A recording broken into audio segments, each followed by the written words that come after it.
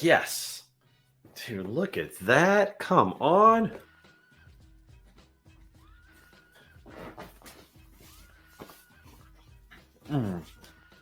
Oh, love that.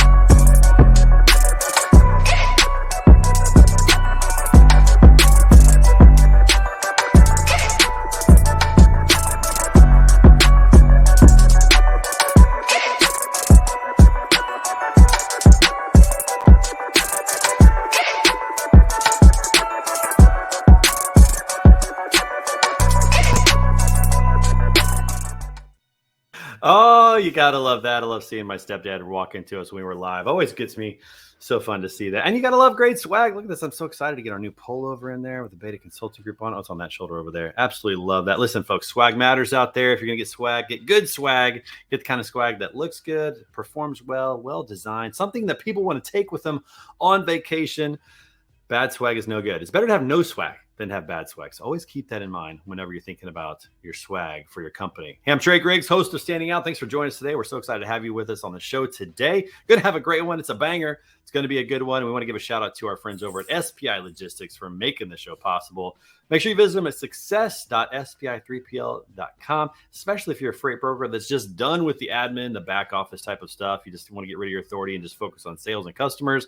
Make sure you reach out to them. Or if you're an agent, not happy with where you're at, or you're thinking about becoming a freight agent, they're the ones to call. Again, visit them at success.spi3pl.com. And while you're out there surfing the internet, make sure you follow us on social media. My personal, Trey Griggs 24, and Beta Consulting Group, everywhere that's out there. Love to engage with you. Have a little fun online. Give us some banter. Give us your best insult out there. We'll have a good time. And be sure to follow us for all of our content. We appreciate that. Also, we're building up a new YouTube channel. We've got the Beta Podcast Network YouTube channel. Very excited about that. We're going to be launching that officially here really soon with all of our content, so you can never miss an episode again if you want to watch the show. And so we appreciate you following our journey as well. Hopefully it provides a lot of great content for you. All right, we got a great guest today. So excited to have this incredible woman on the show. I've known her for a couple of years now, watched her grow, just got promoted, doing some great things. So please welcome to the show our friend from TAFS, the Chief Operating Officer, Brooke O'Grady, in the house today.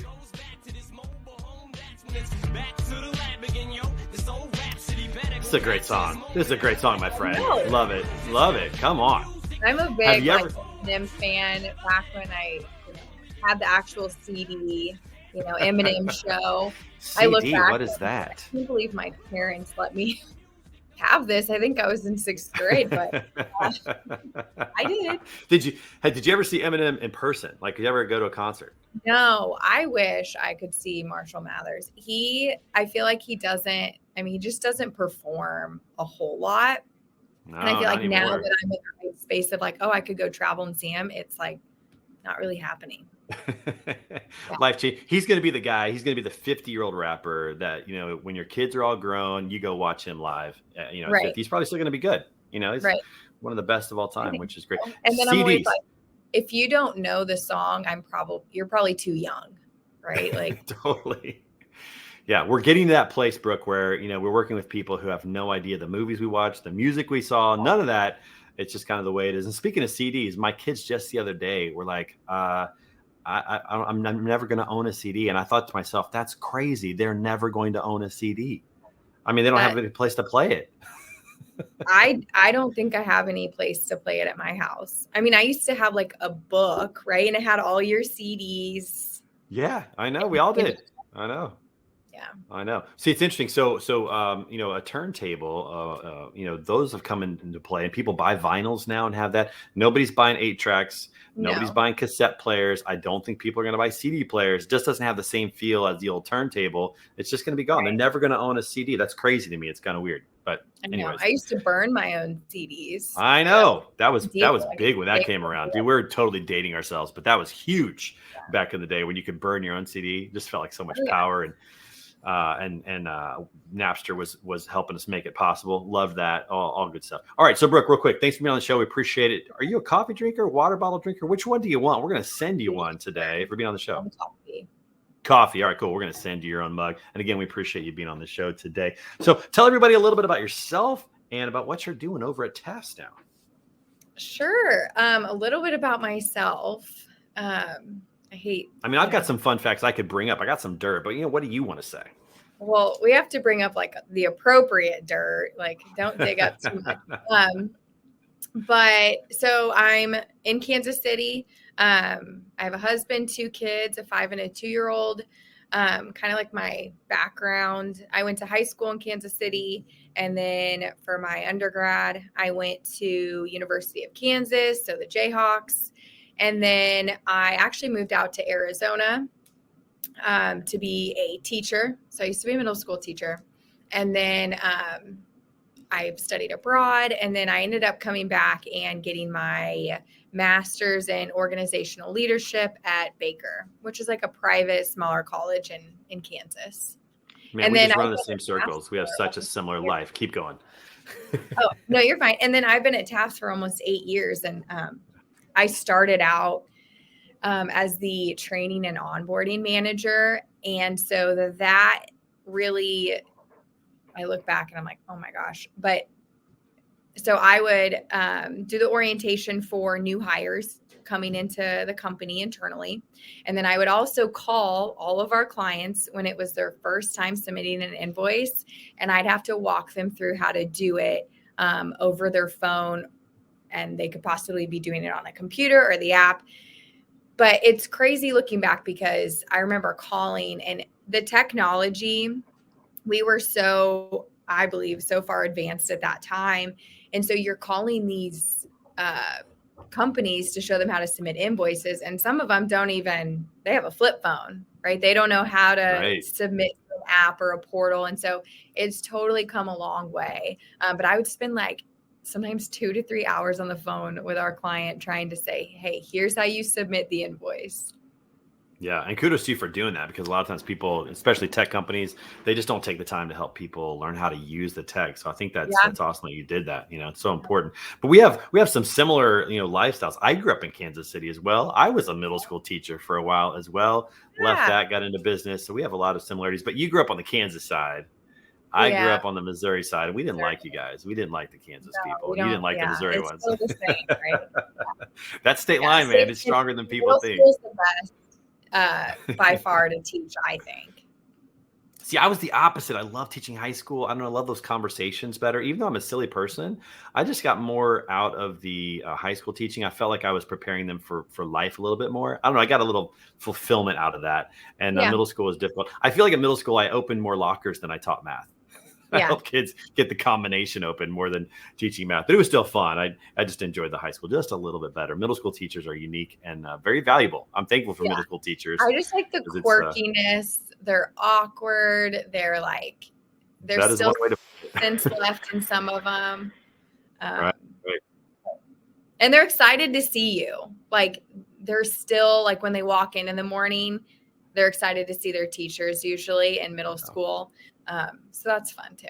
Yeah, if you love on kids, man, you're the hero. I mean, they just think you're great. And I guess I got a little ego boost out of that. But I enjoyed like helping kids. And I enjoyed just, being available to them and give them good advice for life. So a lot of good lessons there. But I think that people don't understand the transferable skills from teaching into business. Mm-hmm. There's a lot there. I've taken a lot of things from my teaching career, I'm sure you have as well, into business that have really helped you out. What got you into wanting to go into business as opposed to teaching? What was it that kind of triggered that for you? Well, I knew I would, if I stayed in teaching, I knew I wanted to go into admin at some point. I actually got approached by the job here at TAFS. And what they had originally wanted was somebody with an educational background. They were going to implement a really big CRM system. We use Salesforce. And so they were going to launch Salesforce. And they said, hey, we need someone to come in and show adults how to use it. And so that kind of pertained to, teaching. It was just different. And I think actually adults are more difficult to teach than 100%. yeah. People don't really like change as much as they think that they do.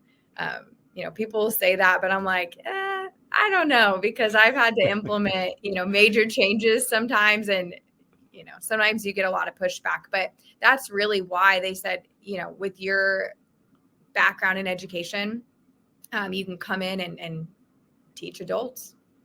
Yeah. So that's how they don't like change. They also don't like failing or being bad at things. That's right. something that is really great about kids, is that they don't have that fear of failure usually, especially at a younger age. They're willing to try, they're willing to learn new things. Everything is new in many ways. Older people, adults, they tend to be set in their ways, and it's hard to change. And there's just a discomfort about it and about failing and not knowing. So yeah, they're not the best students. It's a much more difficult job teaching adults than it is teaching kids, in my opinion. For sure. So, and then here I am. I was 25 at the time.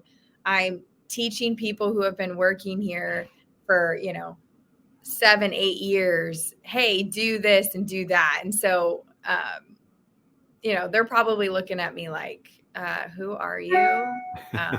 So that was, I learned a lot.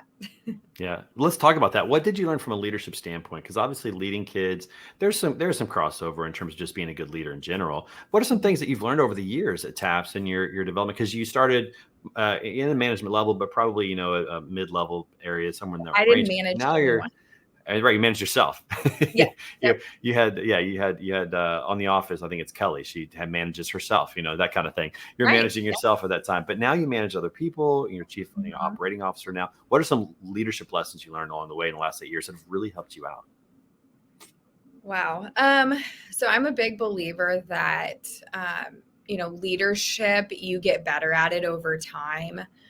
You hear people say a lot of times like, oh, they're just a natural born leader, or, oh, they have really some leadership skills, or, oh, I can someday see them leading.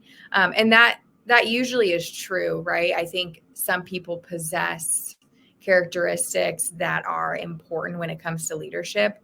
But I also believe that leadership can be completely taught. And a lot of that is just over time.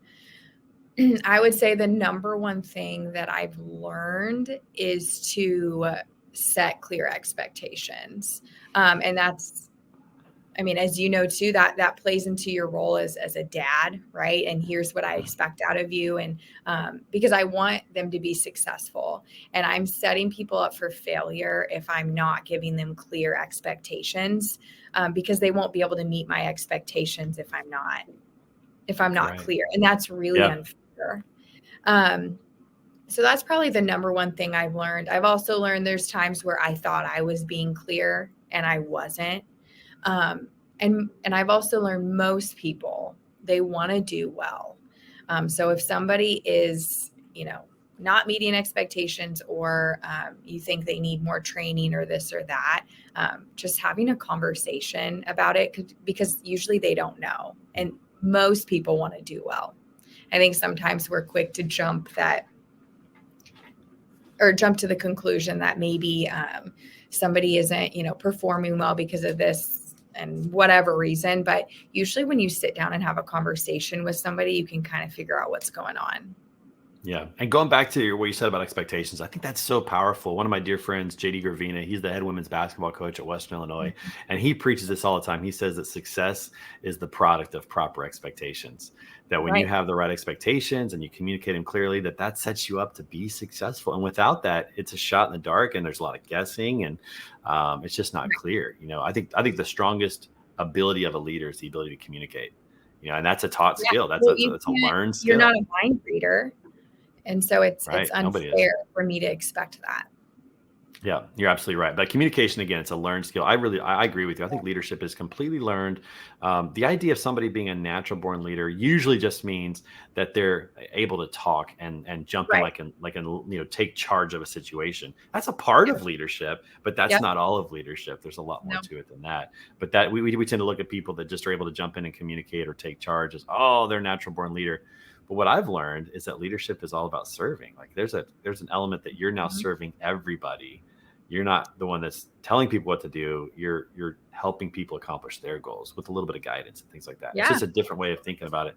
It's a lot, but I love what you said about that. It's definitely a learned skill. And you've Yeah. obviously progressed. I'm so excited for you. Just got promoted here in the last couple months, and that always feels Yeah. good to be acknowledged and recognized for the work you're doing. And do you feel like Yeah. what was your sense of when you got promoted? Was it a sense of like excitement and relief, or was it a sense of like more pressure or more responsibility, or a little combination of both? How did you view that when you had the opportunity to move into this role? I think I just felt probably anxious, excited, but also really nervous because more people are going to look to me for support. And I want to be able to provide that for them and make sure I'm doing a good job and making sure that my plate's not too full, that I'm able to give people the time that they need. And so it's mainly just, can I do this? How do I do it well? Because I want to. And just super grateful because I'm never the smartest person in the room. I'm just not. And so, I'm just a big believer that I should be really thankful for what I'm given. And I try to work really hard.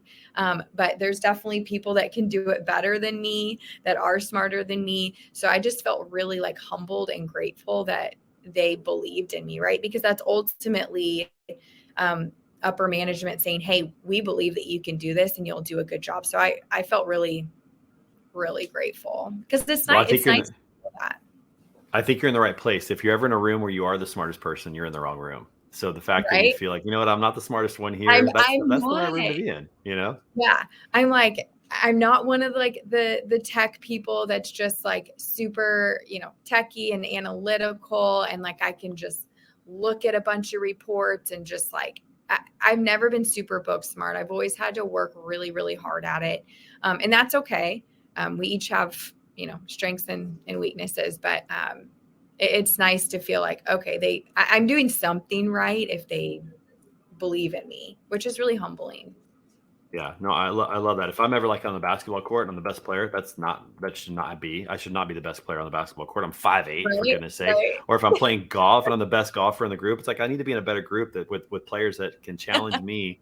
Like that's where you want to be in life, in sports, and all those kind of things. So it's Yeah. really, really, really important. All right, so we got a little game to play. Every day on the show, we like to have a little fun and play a game. So today we got a game, and that game is called Wavelength. I'm nervous.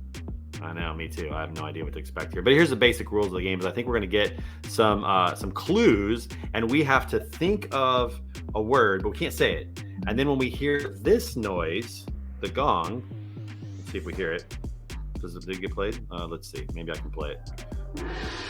There we go. When we hear that, then we have to say what we think our word was. Hopefully, our goal is to say the same thing. So that's the goal of the game. All right, so let's go ahead and do the first one here. So we're gonna get a clue. Let's see if we can think of the same word at the same time. Here's what we got. Okay. All right. I think I have mine. I don't know. Same. Okay. All right. Let's go. So hit the gong. Let's go. All right. What do you got? Ready? 1, 2, 3. Oh. Zucchini. Yes. Okay. So we got the first one right. Right. So that's good. All right. So we're on the right track in that regard. All right. Let's see what the next one is. Here we go. Okay, famous people that start with a T. This one's going to be harder. Can we give each other hints, Trey? I don't know. I don't know if that's a part of the rule or not. I don't think we can. I think we just have to think of a T and see if we come up with the right one. Now, it's so funny. When you have to think of a famous person with the letter T, it's not. Okay, I got one. I'm ready. Okay, I got one. Okay, are you ready? Yeah. 3. Okay. All right, there's the gong. 3, 2, 1. Travis Taylor Kelce. Swift. Well, we were almost on the same wavelength. Wow. I mean, there's definitely a connection there. That is for sure a point. That's a point. That has to count. That has to count as a point. That was so good. Or I'm giving it to us. We're taking it. We're getting that point. That one's good. All right, next one. Sports.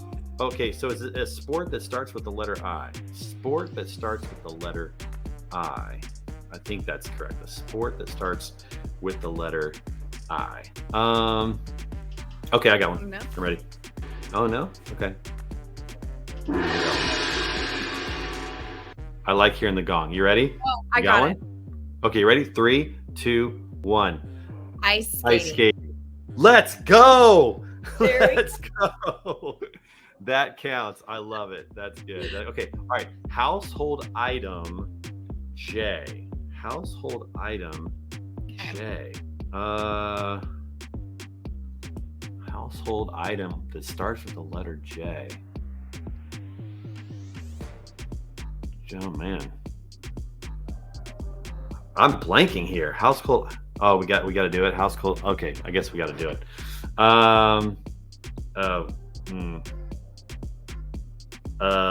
Dude, this is really, really tough. Can you think of a household item with the letter J? Yeah. You have one? Yeah. I wish I could give you hints, but I think that's against. I know. That's not good. I'm so blanking right now. Okay, I got it. Okay, are you ready? Okay, here we go. Yep. All right. 3, 2, 1. Jacuzzi. What did you say?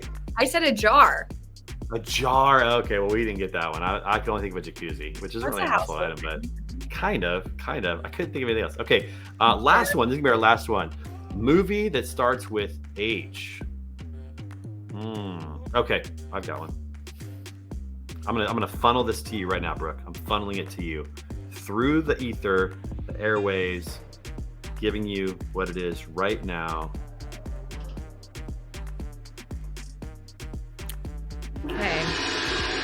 Okay, are you ready? Yeah. Okay, here we go. 3, 2, 1. Harry Potter. Oh. All right, well, we got 2. We're taking 2 on that. That wasn't bad. You took it like back in time, though, at least. Yeah, we did. We did go back in time a little bit. You went a little further back in time. You went to the 80s. I know. Goodness, that was a ways back for sure, but that's good. Well, Brooke, listen, it's so great having you on the show. I'm so excited for you. Thank you for being a part of Standing Out today. And best wishes to you in the new role as Chief Operating Officer over at TAFS. Appreciate you having you on the show. We'll get that mug out to you. Make sure you take a picture of it, throw it on social, and tell everybody where you got it. All right. Thanks, guys. All right. Thanks, Brooke. We'll talk to you soon. All right, everybody, make sure you come back every Tuesday for a new episode of Standing Out. Visit our YouTube page, subscribe to that, and or listen to it anywhere you find audio podcasts. You can find episodes of Standing Out. And until next time, thanks to our friends over at SPI Logistics for making this possible. Remember to visit them at success.spi3pl.com to learn more about joining their organization as an agent or as a freight broker that's just done with the back office. We'll talk to you guys real soon. Take care.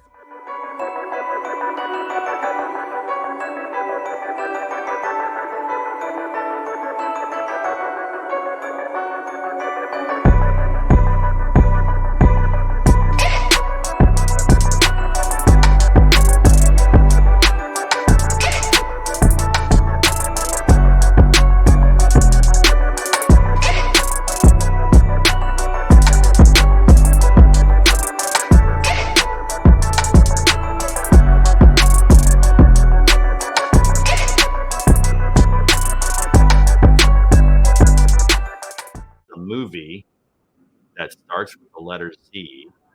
It has to do with food. I don't know that many movies that start with the letter Z.